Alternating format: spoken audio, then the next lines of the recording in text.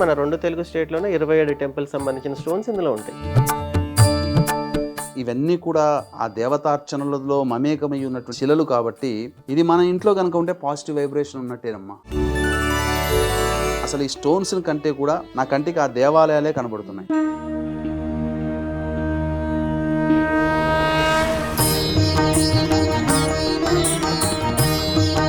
మన దగ్గర వచ్చిన మెటీరియల్‌తో ఓన్లీ 1800 పీసులే చేయగలుగుతున్నాం. భగవంతుడు ఎవరిండ్లకు చేరదలుచుకున్నాడో ఆ సంకల్పం ఆ ఇంటికి వెళుతుంది. అండ్ బెస్ట్ పార్ట్ ఏంటంటే ఈ పర్టికులర్ కాన్సెప్ట్‌కి అటు తెలంగాణ గవర్నమెంట్ నుంచి, ఇటు ఆంధ్ర గవర్నమెంట్ నుంచి, ఎండోమెంట్ డిపార్ట్మెంట్ నుంచి మనకి అప్రిసియేషన్ అండ్ ఎండోర్స్మెంట్ వచ్చింది.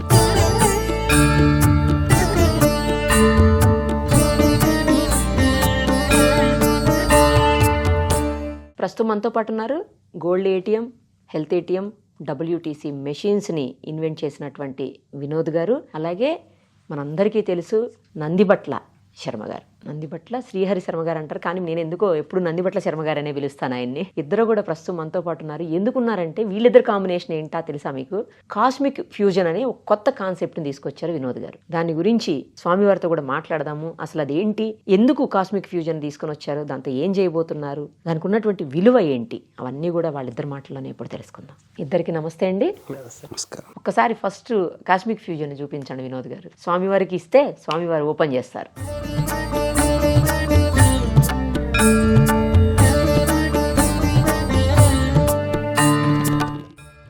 కాస్మిక్ ఫ్యూజన్ ఇవన్నీ స్టోన్స్ లాగా ఉన్నాయమ్మా. కరెక్ట్ స్వామి. 27 దేవాలయాలకు సంబంధించినటువంటి స్టోన్స్ చిన్న చిన్న పీసెస్ గా అక్కడ మనకు కనిపిస్తున్నాయి. అవేంటి, ఎందుకు వచ్చాయనేది వినోద్ గారు చెప్తారు. వాటి ప్రాశస్త్యం మీరు వివరించాలి. తప్పకుండా చెప్పండి వినోద్ గారు, ఏం చేశారు, ఎందుకు చేశారు cosmic fusion? So actually cosmic fusion అనేది ఒక స్టార్ట్అప్. మీకు ఇంతకు ముందు నేను తెలిసిన జెమ్ ఓపెన్ క్యూబ్ టెక్నాలజీ. ఇది కాస్మిక్ ఫ్యూజన్, ఇది ఒక కొత్త కంపెనీ.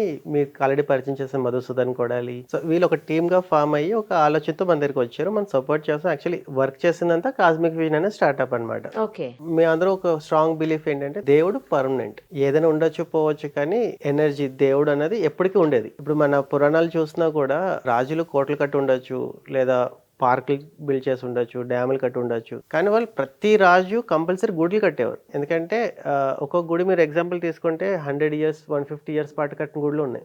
అంటే ఎప్పుడో ముత్తాత కాలంలో స్టార్ట్ చేస్తే 2-3 జనరేషన్లు అయినా సేమ్ బిలీఫ్ సిస్టమ్ కంటిన్యూ చేసి, అంటే మా తాత స్టార్ట్ చేసి నేను ఆపేస్తానని కాకుండా 2-3 తరాలు రాజులు మారినా ఆ గుడి కన్స్ట్రక్షన్ ఆగేది కాదు. సో వాళ్ళు ఎందుకు అలా కట్టారు అంటే, ఒకసారి గుడి కడితే ఈ ధర్మం నెక్స్ట్ జనరేషన్స్ కూడా కంటిన్యూ అవుతుంది, నెక్స్ట్ వచ్చే జనరేషన్స్ కూడా దీనికోసం తెలుసుకుంటారు, ఈ ఆచారాలు ఫాలో చేస్తారన్న ఉద్దేశంతో గుడులు కట్టారు. కానీ ఇప్పుడు వస్తూ ఎలా అయిపోయిందంటే అసలు గుడికి వెళ్ళడం తగ్గించేస్తాం.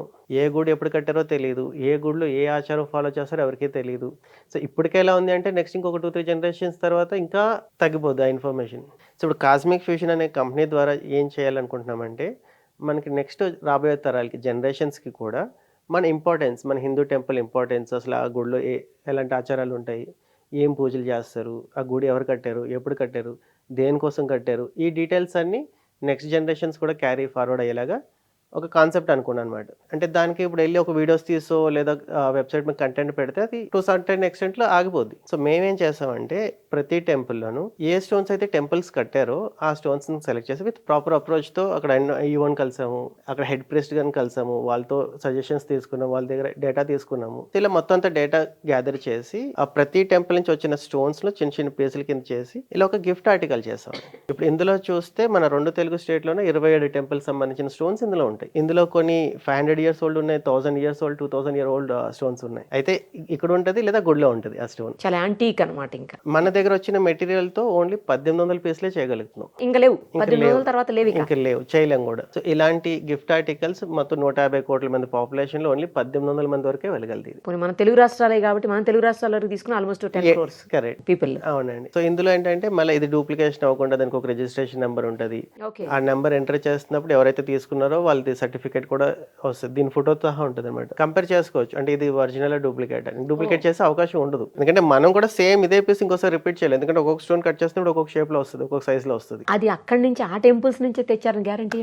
సో మనం ఈ ధర్మాన్ని ఎంత ఫాలో అవుతున్నామో, టెక్నాలజీ బేస్డ్ కంపెనీ. ఇప్పుడు ఈ కాస్మిక్ ఫ్యూజన్ లో ఉన్న వాళ్ళందరూ ఐటీ టెక్నికల్ పీపుల్. ఇప్పుడు మధుసూదన్ అన్న ఆయన ఒక 15 ఇయర్స్ నుంచి ఐటీలో ఉన్న ఆయన. వీళ్ళందరికీ technology they are well versed in that. వీళ్ళు ఏం చేశారంటే ఎక్కడి నుంచి అయితే మనం స్టోన్ తీసుకున్నామో ప్రతి stone the geo location capture చేస్తాం. So now we have the data of each and every stone from where it is picked. So geo location ఉంటుంది, ఆ టెంపుల్ కి సంబంధించిన ప్రధాన అర్చకులు ఎవరైతే ఉన్నారో వాళ్ళు మాట్లాడిన వీడియో ఉంటుంది, దాని ఫొటోస్ ఉంటాయి.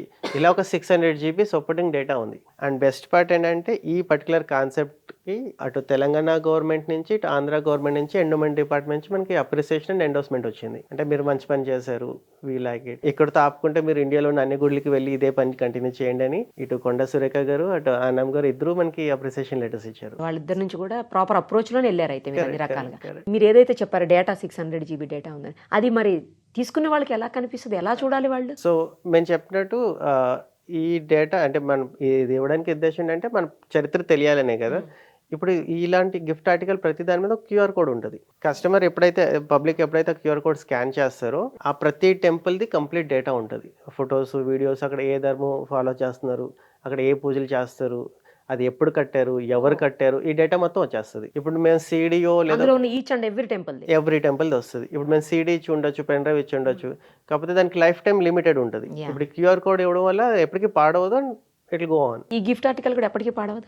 సో ఇంకోటి ఏంటంటే మీరు ఇందాక నుంచి నేను మళ్ళీ రిపీట్ చేస్తున్నాను అంటే మేము టెక్నాలజీ వదలలేదు, అలానే మన కల్చర్ ట్రెడిషన్ కూడా వదలలేదు. ఇప్పుడు కాస్మిక్ ఫ్యూజన్ టీమ్ ఎవరైతే కష్టపడి వర్క్ చేశారో ఇలా ఆల్మోస్ట్ 1.5 years ఎఫర్ట్ ఇది. అందులో ఒక 7-8 months గుడుల చుట్టూ తిరిగిన డ్యూరేషన్ ఏదైతే ఉందో ఆ 7-8 months ఎవరు చెప్పలేసుకోలేదు, ఎవరు నాన్ వెజ్ తినలేదు. అంటే అందరూ యూతే, కానీ they are very dedicated and devotional. And ఇది మీరు చూసినట్లయితే ఆల్మోస్ట్ మనకి ప్రతి స్టోన్ చాలా క్లియర్ కనబడుతుంది స్వామి గారు, చాలా క్లియర్ గా కనబడుతుందండి. ఇది మనం వాడిన మెటీరియల్ కూడా ఎలాంటి మెటీరియల్ వాడామంటే ఇంకొక 100 ఇది స్టోర్ చేయడానికి ఇంకొక 100 years అయినా 1000 years అయినా ఇది ఇలాగే ఉంటుంది. అంటే దీని మీద ఎటువంటి స్క్రాచెస్ కానీ లేకపోతే బ్రేక్ అవ్వదు, బ్రైట్నెస్ తగ్గడం కానీ ఏముండదా. సో ఈ మెటీరియల్ కూడా మనం బయట నుంచి ఇంపోర్ట్ చేసుకున్నాం. లూసైట్ అన్న మెటీరియల్ బయట నుంచి ఇంపోర్ట్ చేసుకున్నాం. స్వామి ఇప్పుడు మీరు చెప్పండి, చాలా టెంపుల్స్ ఉన్నాయి, ఆ టెంపుల్స్ కి సంబంధించినటువంటి ఏ స్టోన్ తో అయితే టెంపుల్ ని నిర్మించారో ఆ రోజుల్లో ఆ స్టోన్స్ అన్ని ఇప్పుడు మీ చేతుల్లో ఉన్నాయి. వాస్తవం దాదాపు 27 అతి ప్రాచీనమైనటువంటి దేవాలయాలు.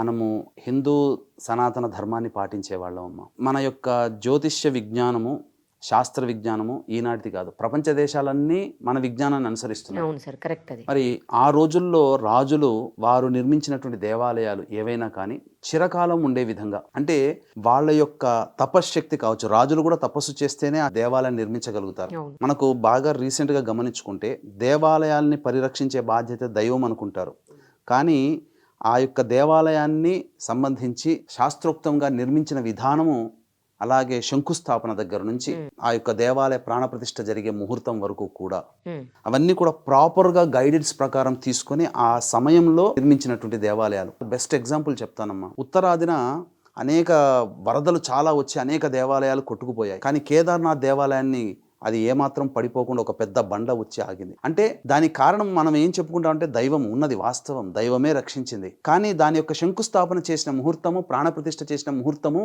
యొక్క బలం ప్రభావం వల్ల దాని యొక్క దేవాలయం యొక్క ఆయుష్ ఎన్నో వేల సంవత్సరాలు ఉంది కాబట్టే అంతటి వరదల్లో కూడా అది ఆగగలిగింది. అంటే ఆ దేవాలయం మనం రక్షించుకున్నాము, రక్షింపబడ్డది అని అంటే దైవంతో పాటుగా ఆ నిర్మించినటువంటి రాజులు, అంటే పాండవులు నిర్మించారని చెప్పి మనకు ప్రతీతి కేదార్నాథ్ దేవాలయాన్ని. అంటే వాళ్ళు పెట్టినటువంటి ముహూర్తము అంతటి ప్రశస్యమైనది. అంటే వాళ్ళు నిర్మించిన సమయంలో వాడబడినటువంటి శిలలు ఇక్కడ నాకు చూస్తుంటే ఇవన్నీ దేవాలయాలకు సంబంధించినటువంటి రాళ్ళు అనడం కంటే కూడా దేవాలయంలో ఉంచబడినటువంటి పవిత్రమైనటువంటి వస్తువు అనే చెప్పొచ్చు. వీటిని మనం రాళ్ళు అనకూడదు వీటిని, ఎందుకంటే ఆ దేవాలయం ఆ సందర్భంలో వాళ్ళు నిర్మించినప్పుడు వాడబడినటువంటి శిలలు మనము రాళ్ళు అనుకుంటాం, కానీ ఇది మనకు పవిత్రం కాబట్టి శిలగా మనం భావించాలి. ఒక్కొక్క దేవాలయం కొండగట్టు ఆంజనేయ స్వామి, విజయవాడ కనకదుర్గ, ఇలా చెప్పుకుంటూ పోతే వేములవాడ రాజరాజేశ్వరి, శ్రీశైలము, తిరుపతి వెంకటేశ్వర స్వామి, జోగులాంబ శక్తిపీఠం అదొకటి, సూర్యనారాయణ స్వామి అరసవెల్లి, ఇవన్నీ చాలా ప్రాచీనమైనటువంటి దేవాలయాలమ్మ. లేపాక్షి కానీ, బాసర, వ్యాస భగవానుడు ప్రతిష్ఠించినటువంటి అమ్మవారు బాసర. అంటే ఈ యొక్క శిలల యొక్క ప్రభావం మాత్రం చాలా గొప్పది. ఎందుకనంటేనమ్మా, శాస్త్ర పద్ధతిగా నన్ను వివరణ చెప్పమంటే మాత్రం ఒక్కటి మాత్రం చెప్పగలనమ్మా. వీక్షించేటువంటి సుమన్ టీవీ ప్రేక్షకులు కూడా గమనించాల్సిన అంశం ఏంటంటే, ప్రధానంగా ఆ దేవాలయాన్ని నిర్మించిన దారభ్యత ఇప్పటి వరకు కూడా ఆగకుండా అర్చన, అభిషేకము ఆ దేవతామూర్తులకి జరుగుతుంది.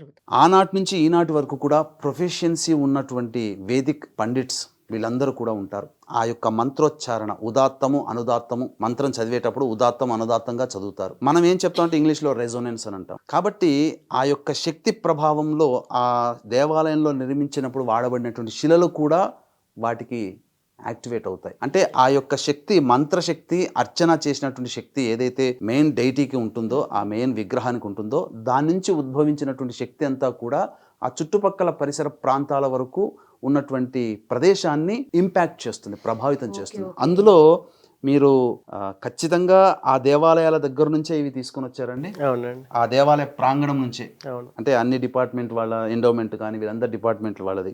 కాబట్టి ఆ ప్రాంగణం నుంచి తెచ్చారంటే ఇవి చాలా పవిత్రమనే చెప్పాలమ్మా. దేవాలయాలన్నింటినీ కూడా మనం వెళతాము, దర్శించుకొని వస్తాము. కానీ అన్నేళ్ల నుంచి ప్రతిరోజు అభిషేకము, అర్చన చేసుకున్నటువంటి శిలలు కదమ్మా ఇవన్నీ. దేవుడితో సమానంగా అవి విన్నాయి. శిలలకు కూడా ప్రాణం ఉంటుందని చెప్పి మనకు జక్కన కూడా చెప్పాడు. కర్ణాటకలో హొయసాల టెంపుల్స్ అవన్నీ నిర్మించిన వ్యక్తి. ఎందుకు ప్రాణం ఉంటుందనంటే, శిలలను మనకు దేవాలయాల్లో బృహదీశ్వరాలయం ఉంది. 1000 టన్నుల బరువు కలిగినటువంటి శిలని అంత పైకి ఎలా తీసుకెళ్ళగలిగారని ఇప్పటికీ మిస్టరీనే. కానీ శిలలకు కూడా ప్రాణం ఉంటుందమ్మా. అంటే అవి కూడా నిద్రపోతాయి. ఇప్పుడు ఉన్నటువంటి శిల్పాకారులకి చాలా కొద్ది మందికి తెలిసేమో కానీ, పురాతన కాలంలో ఉన్నటువంటి శిల్పాకారులకి ఏంటంటే ఆ శిలలు ఎప్పుడు నిద్రపోతాయో తెలుసు, ఏ సమయంలో. ఆ నిద్రపోయే సమయాన్ని పట్టుకుంటే ఎన్ని వేల టన్నులు ఉన్నా కానీ ఆ మనిషి పట్టుకెళ్ళిపోతాడు. నిద్రపోయే సమయం మాత్రం చాలా తేలికగా అయిపోతుంది. అందుకనే అన్ని టన్నులు ఉన్నటువంటి రాయి కూడా అంత గోపురం మీద నిలబెట్టగలిగారు. 10 మంది కాదు, 100 మంది ఎత్తినా అంత పైకి తీసుకొని వెళ్ళలేరు కదా.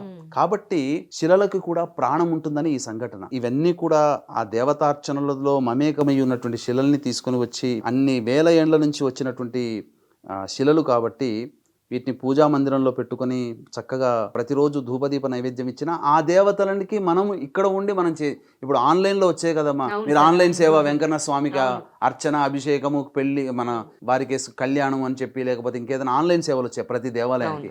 ఆన్లైన్లో మనకు ఎక్కడో కనబడే దానికంటే మన ఇంట్లో ఇవి పెట్టుకుంటే మన కంటి ముందర మనం చేసుకుంటాం కదా. ఇది మన ఇంట్లో కనుక ఉంటే పాజిటివ్ వైబ్రేషన్ ఉన్నట్టేనమ్మా. ఇది చాలా అద్భుతమైనటువంటిది. ఆ పిఠాపురంలో పురుహూతికా దేవి 2-3 దాకా అష్టాదశ శక్తి పీఠాల్లో ఉన్నటువంటివేనండి ఇవి. శ్రీశైల జ్యోతిర్లింగం కూడా ఉంది. ఇక్కడ మళ్ళీ చెప్పదలిస్తే ద్రాక్షారామం కూడా ఉన్నట్టుంది కదా నాయన.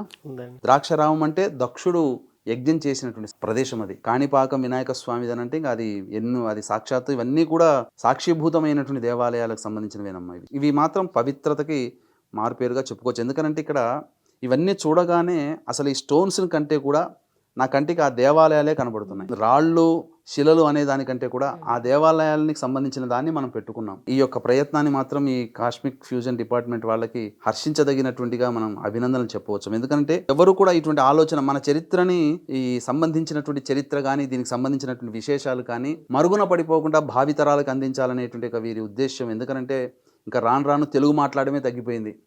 తెలుగు మాట్లాడితే కూడా అర్థం చేసుకునే జనరేషన్ ఇప్పుడు ఉన్నారు.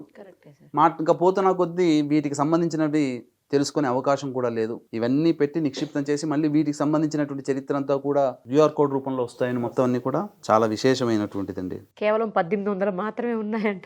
1800 అంటే ఇంతకన్నా 1800 కంటే లేవట. ఎవరైనా కానీ ఆ ఎండోమెంట్ డిపార్ట్మెంట్ వాళ్ళు చరిత్రను కాపాడుతామని అంటేనే వీళ్ళకి ఒక స్టోన్ ఇచ్చుంటారు. ఆ స్టోన్ కూడా ఎంత ఇస్తారు? ఇంతకే ఉంటుండొచ్చు, ఇంత చిన్నదే. ఇంత చిన్న దాని నుంచి అన్ని వందల వేల పీసులు తయారు చేయాలంటే 1800తో అయిపోతుంది కదా. ఎవరైనా ఇది కావాలి అనుకున్న వాళ్ళకి నేను మీ నంబర్ ఇవ్వచ్చా అండి? దానికి ఒక డెడికేటెడ్ టీం ఉంటుందండి, నేను మీకు షేర్ చేస్తాను. అలాగే అండి, తప్పకుండా. సో ఈ కాస్మిక్ ఫ్యూజన్ టీంలో నేను ఒక మెంబర్ అవడం నేను అదృష్టంగా ఫీల్ అవుతున్నాను. అందులో మీరు ఒక మెంబర్ మాత్రమే అయితే. అంతే అండి. థ్యాంక్ యూ సో మచ్ అండి. స్వామి చాలా బాగా చెప్పారు. నాకు అసలు అర్థం కాకనే వాళ్ళు చెప్పినప్పుడు నాకు కొంచెం అర్థమైంది.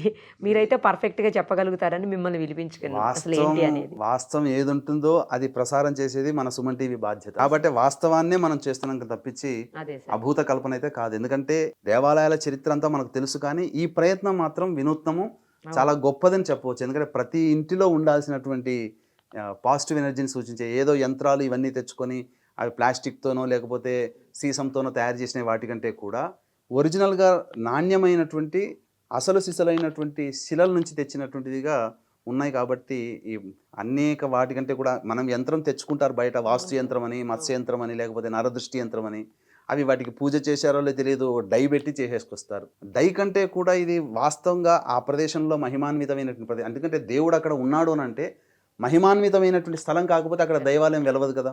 అంతే. వెంకన్న స్వామి కావచ్చు, శ్రీశైలం కావచ్చు, దేవాలయం పరిసర ప్రాంతాల్లో ఉన్నటువంటి శిలను తీసుకొచ్చి చేయడం అనేటువంటిదే చాలా గొప్పది. అది వీరి యొక్క భగవత్ సంకల్పం. అది భగవంతుడు ఎవరింట్లోకి చేరదలుచుకున్నాడో ఆ సంకల్పం ఆ ఇంటికి వెళుతుంది. ఆ భగవంతుడే వెళ్తాడు తప్ప మానవ ప్రయత్నం మనది ఏమీ ఉండదని చెప్పుకోవాలి. థ్యాంక్ యూ స్వామి, థ్యాంక్ యూ సో మచ్.